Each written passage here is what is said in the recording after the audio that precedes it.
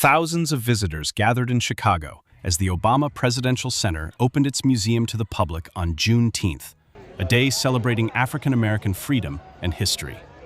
For many, the opening was more than a museum visit. It was a chance to reflect on the legacy of America's first Black president. On the wall is a "Yes, we can," because he was not always about I. He wanted all of us. Yes. Inside, exhibits highlight pivotal moments from Barack Obama's presidency, including the personal letters he read while in office.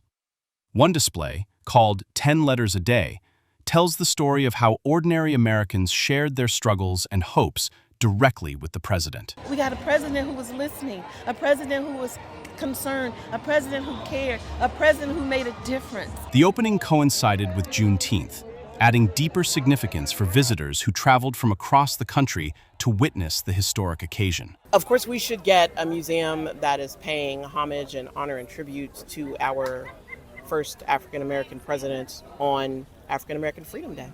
Guests described the atmosphere as joyful, emotional, and inspiring, with many expressing pride in seeing the center open in Obama's hometown of Chicago. This is historic, that's number one, and we love history.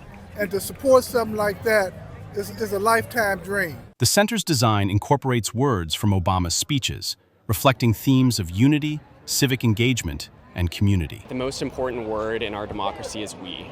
We did it together. As visitors explored the campus on its first public day, many said the center serves not only as a tribute to a presidency, but as a reminder of the power of participation, hope, and collective action.